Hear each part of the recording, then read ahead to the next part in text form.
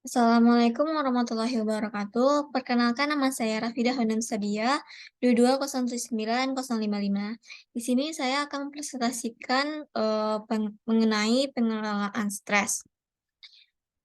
Pertama adalah definisi dari stres itu sendiri.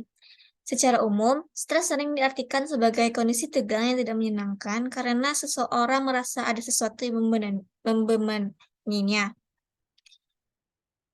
Menurut Robes 2006, stres kerja karyawan adalah kondisi yang muncul dari interaksi antara manusia dan pekerjaan serta dikarakteristikkan oleh perubahan manusia yang memaksa mereka untuk menyimpan dari fungsi normal manusia.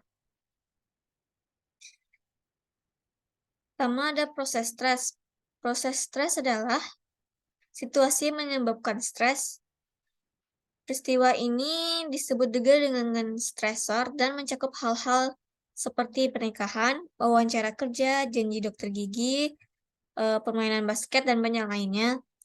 Selanjutnya ada eustress. Eustress adalah stres yang menghasilkan perasaan tantangan atau perasaan yang bisa menjadikan energi positif.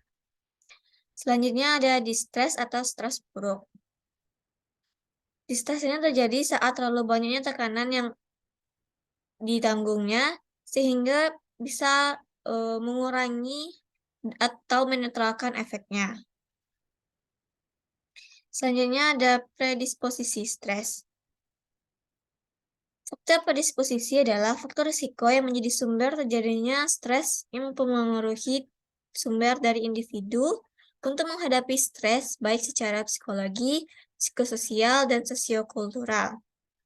Indikator dari stres kerja menurut Robbins 2006 yaitu adalah tuntutan tugas, tuntutan peran, tuntutan antar pribadi, struktur organisasi, dan kepemimpinan organisasi. Selanjutnya ada sumber dari stres itu sendiri. Sumber stres ada personal stres, yaitu berasal dari hal-hal yang dari luar pekerjaan, seperti faktor keluarga, hubungan, pernikahan, perceraian. Selanjutnya ada occupational stressor, yaitu berasal dari pekerjaan seseorang. Seperti perbandingan antara kerja karyawan satu dengan kerja karyawan yang lainnya. Selanjutnya ada organizational stressor, yaitu karakteristik dari sebuah organisasi yang dapat menyebabkan tekanan tertentu pada beberapa orang. Selanjutnya ada other sources of stress, berasal dari hal-hal kecil yang kita alami sehari-hari. Selanjutnya ada stressor in the physical work environment. Stres yang berasal dari lingkungan fisik tempat kita bekerja.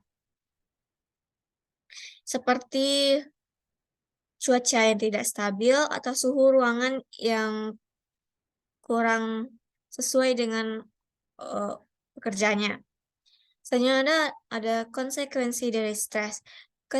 Konsekuensi dari stres ini ada personal dan juga organisasional. Konsekuensi personal adalah bagaimana cara kita menanggapi stres yang dapat memiliki konsekuensi menghancurkan diri kita sendiri. Selanjutnya ada konsekuensi organisasional. Konsekuensi ini bisa mengurangi kinerja pada karyawan yang berdampak pada penurunan prestasi pekerja.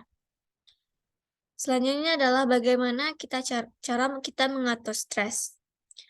Mengontrol stres dan mengubah respon kita terhadap stresor ke arah yang positif dapat berlangsung sebelum, saat, ataupun setelah stres tersebut dialami. Bisa untuk mengontrol stres itu kita bisa mempersiapkan diri kita, dan juga kita bisa mengatasinya dengan merencanakan hal-hal berikut, seperti berolahraga secara teratur, perbanyak candaan dan tertawa, mengatur pola diet, tidak merokok, pola tidur yang baik, dukungan dari sekitar kita, pemberdayaan diri sendiri, dan juga menggunakan coping skill yang tepat. Contohnya adalah intervensi pengaturan stres terkait dengan isu kerja atau hidup. Usaha organisasi untuk mengurangi konflik kehidupan atau pekerjaan dibuat untuk membantu karyawan mengurangi stres dan meningkatkan kesehatan fisik dan juga mental. Memotivasi dengan fakta bahwa karyawan dengan kekhawatiran luar seperti merawat anak dan orang tua, lebih mudah kehilangan pekerjaan dan kurang produktif daripada karyawan tanpa perhatian seperti itu. Pengukuran stres. Pengukuran stres dapat dilalui dengan cara pertama melalui kuesioner. Dalam penelitian ini, yang paling umum digunakan dalam mengukur stres adalah kuesioner laporan diri, di mana orang ditanya serangkaian pertanyaan mengenai tingkat level stres orang tersebut. Selanjutnya ada melalui alat medis. Selain laporan diri, kita bisa menggunakan fisiologi seperti tekanan darah, denyut jantung, ketegangan otot, serta tindakan biokimia seperti tingkat kortisol dan katekolamin. Selanjutnya ada kejahatan di tempat kerja. Untuk kita mengurangi kejahatan di tempat kerja, bisa dilakukan hal-hal berikut ini. Yang pertama adalah tindakan keamanan. Dapat mencakup perubahan fisik seperti menambahkan kamera CCTV, alarm diam, pencahayaan eksternal yang terang, hambatan anti peluru, sistem kunci canggih, dan penjaga keamanan. Selanjutnya ada pengelolaan kesadaran. Kebanyakan ahli tentang kekerasan di tempat kerja percaya bahwa karyawan yang gila atau menembak orang memberikan indikasi bahwa mereka akan melakukan kekerasan di masa depan. Indikasi tersebut termasuk ancaman tindakan kekerasan.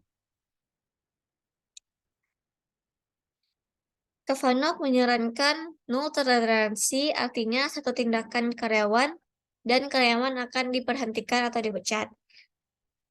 Yang ketiga adalah screening karyawan.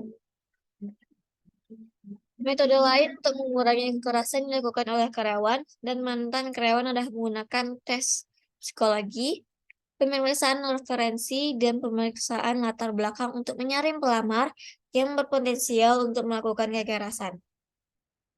Baiklah, sekian presentasi dari saya. Mohon maaf apabila ada kesalahan. Wabillahi taufiq wal hidayah. Wassalamualaikum warahmatullahi wabarakatuh.